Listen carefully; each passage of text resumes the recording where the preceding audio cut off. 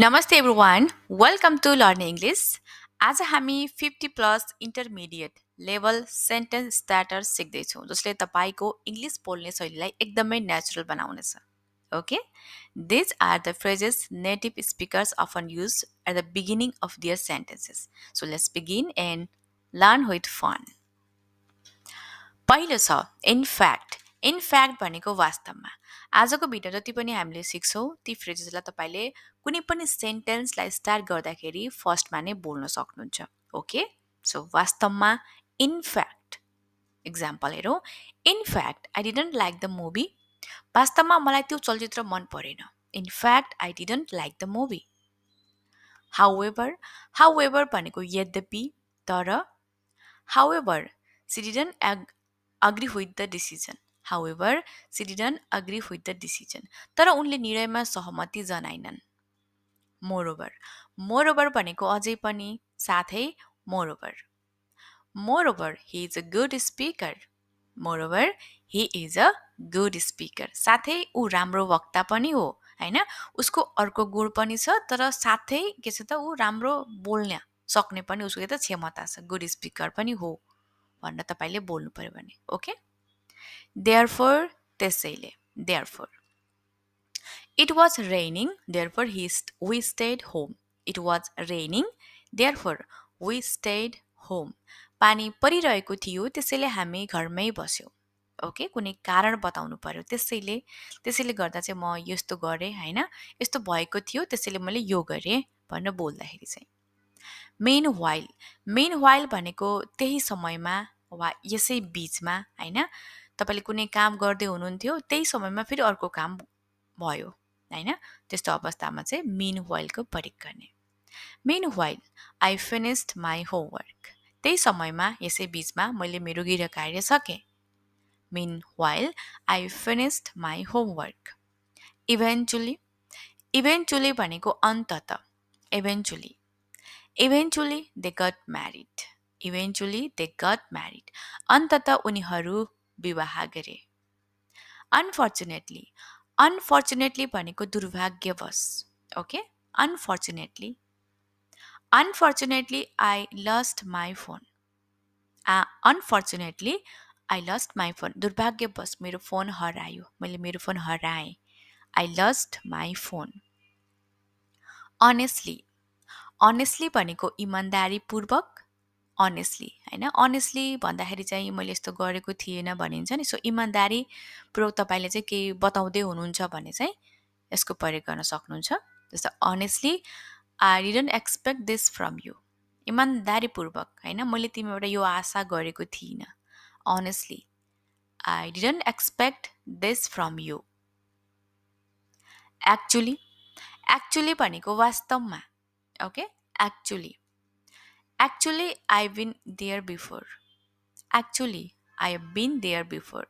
वास्तवमा म पहिले नै त्यहाँ गएको छु actually I have been there before firstly भनेको पहिलो कुरा firstly जस्तो पहिलो कुरा हैन we need to plan the trip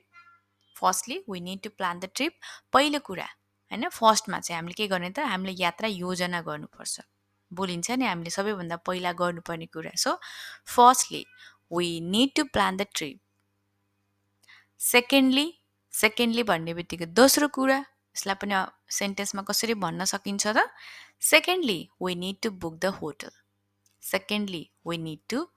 the hotel दोस्रो कुरा हामीले होटल बुक गर्नुपर्छ finally अन्त्यमा finally we arrived at the destination अन्त्यमा हामी गन्तव्यमा पुग्यौं finally we arrived at the destination as a result नतिजा स्वरूप as a result he didn't study as a result he failed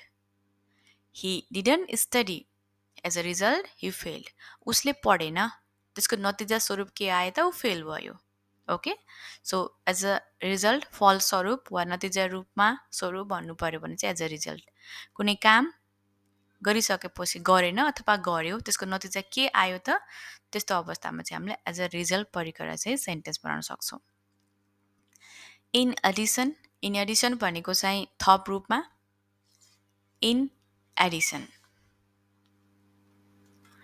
in addition she works as a teacher थप रूपमा उनी शिक्षिका पनि हुन् in addition she works as a teacher to be honest भनेको इमान्दारीपूर्वक भन्नुपर्दा to be honest to be honest I didn't enjoy the party to be honest I didn't enjoy the party इमान्दारीपूर्वक भन्नुपर्दा मलाई पार्टी रमाइलो लागेन to be honest I didn't enjoy the party no doubt कुनै शङ्का छैन होइन यस्तो हुन्छ यसमा कुनै शङ्का छैन भनिन्छ नि so no doubt he is a talented player होइन ऊ एक प्रतिभाशाली खेलाडी हो यसमा कुनै शङ्का छैन यसमा चाहिँ भनेर बोल्नु पर्यो no doubt he is a talented player कुनै शङ्का बिना नै के हो त ऊ एक प्रतिभाशाली खेलाडी हो यसमा कुनै शङ्का छैन no doubt at the same time त्यही समयमा at the same time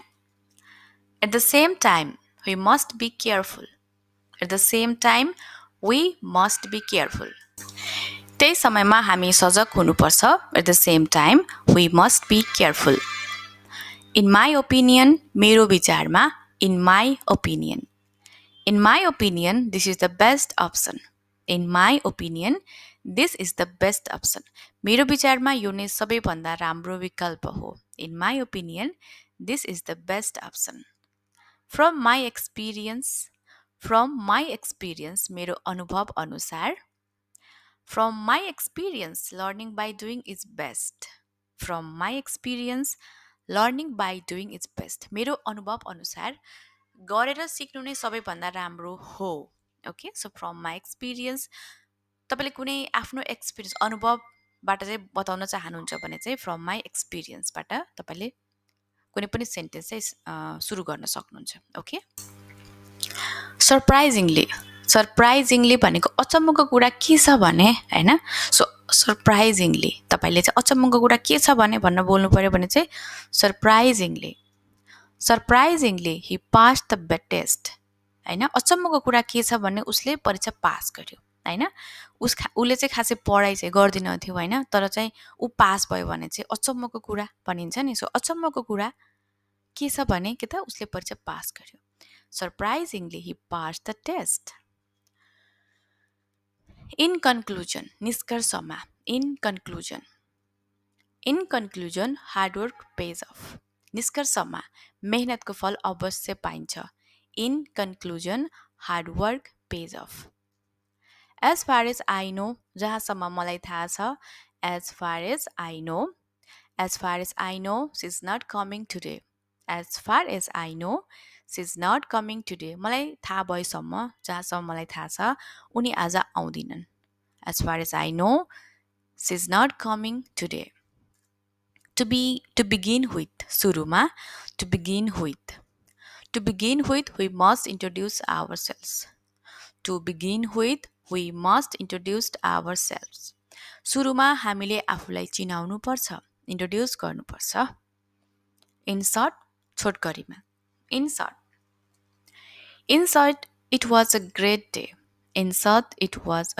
day छोटकरीमा भन्नुपर्दा त्यो एकदमै राम्रो दिन थियो in short it was a great day by the way त्यसो भए वा ठिक छ होइन कुनै कुरा चाहिँ हामीले केही कुरा गरिरहँदाखेरि चाहिँ त्यसो भयो भने चाहिँ by the way so by the way did you finish the homework ठिक छ त्यसो भए के तिमीले गिराएर सक्यौ by the way did you finish the homework believe me मलाई विश्वास गर बिलिभ मी म माथि विश्वास गर सबै ठिक हुनेछ believe me everything will be fine believe me everything will be fine म माथि विश्वास गर सबै ठिक हुनेछ believe me everything will be fine on the other hand भनेको अर्कोतर्फ अर्कोतिर वा अर्कोतर्फ होइन बोल्नु पर्यो अन दि अदर ह्यान्ड जस्तो इक्जाम्पल हेरौँ he is rich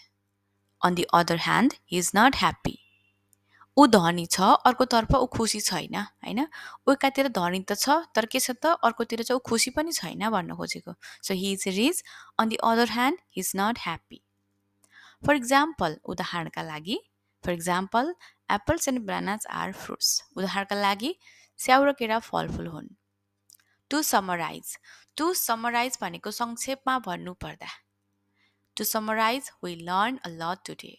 To summarize, we learned a lot today. संक्षेपमा भन्नुपर्दा आज हामीले धेरै कुरा सिक्यौं. In general भनेको चाहिँ सामान्यतया In general, people like kind behavior. In general, people like kind behavior. सामान्यतया मानिसहरूलाई दयालु व्यवहार मनपर्छ. Frankly speaking, खुलेर भन्नुपर्दा Frankly speaking, I don't trust him. Frankly speaking, I don't trust him. खुलेर भन्नुपर्दा म उसमाथि विश्वास गर्दिन. Frankly speaking, I don't trust him. According to me. According to me भनेको मेरो अनुसार, मेरो भनाइ अनुसार. According to me. According to me, this is the right decision. मेरो अनुसार यो नै सही निर्णय हो. According to me, this is the right decision. In reality भनेको वास्तवमा. In reality, things are not that easy. In reality, things are not that easy. वास्तवमा कुरा त्यति सजिलो छैन. In reality, things are not that easy.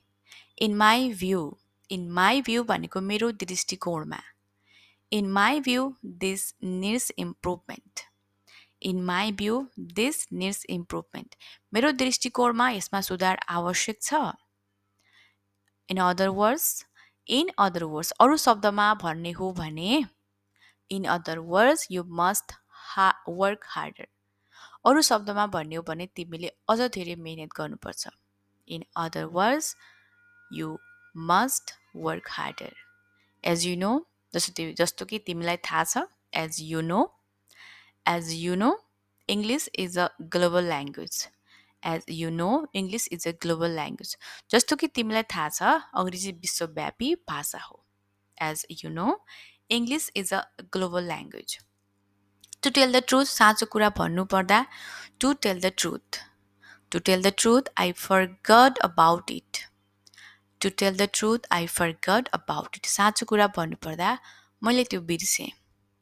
For that reason, त्यस कारणले, For that reason, I didn't attend the meeting. त्यस कारणले म बैठकमा गएन. For that reason, I didn't attend the meeting. Until now, अहिलेसम्म.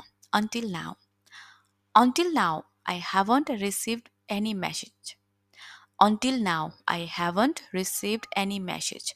अहिलेसम्म मैले कुनै सन्देश पाएको छैन. Until now, I haven't received any message. As soon as possible, सकेसम्म चाँडो, as soon as possible. I'll call you as soon as possible. म सकेसम्म चाँडो तिमीलाई फोन गर्नेछु. I'll call you as soon as possible. To make it clear, प्रष्ट बनाउनको लागि. To make it clear, I'm not angry. प्रष्ट बनाउनको लागि म रिसाएको छैन. Even though, भए पनि, even though I was tired, I went to work. Even though I was tired, I went to work. म थाकेको भए पनि म काममा गएँ. Before that, त्यसभन्दा पहिले, before that, we had a meeting. त्यसभन्दा पहिले हामीले बैठक गरेका थियौँ. Before that, we had a meeting. Let me explain. मलाई व्याख्या गर्न दियो. Let me explain what I mean. Let me explain what I mean. मैले के भन्न खोजेको हो मलाई व्याख्या गर्न दियो. हैन, let me explain what I mean. Let me tell you, मलाई बताउन दियो. Let me tell you a secret. Let me tell you a secret. मलाई तिमीले एउटा रहस्य भन्न देऊ. Keep in mind, ध्यानमा राख. Keep in mind, this is only the beginning. ध्यानमा राख, यो त केवल सुरुवात हो. Keep in mind, this is only the beginning. All in all, समग्रमा, all in all, the program was successful. समग्रमा कार्यक्रम सफल रह्यो. All in all, the program was successful. More importantly, more importantly अझ महत्त्वपूर्ण कुरा के छ भने more importantly we stayed united more importantly we stayed united अझ महत्त्वपूर्ण कुरा के छ भने हामी एकताबद्ध भयौँ all things considered सबै कुरा विचार गर्दा all things considered we did our best all things considered we did our best सबै कुरा विचार गर्दा हामीले हाम्रो सक्दो प्रयास गर्यौँ all things considered we did our best. Okay, guys, that's all for today. Now, you know how to start your sentences confidently with powerful phrases. Practice this daily and notice your fluency improve. If you found this helpful, please like, share, and subscribe to Learning English. धेरै धेरै धन्यवाद. Keep practicing, keep growing.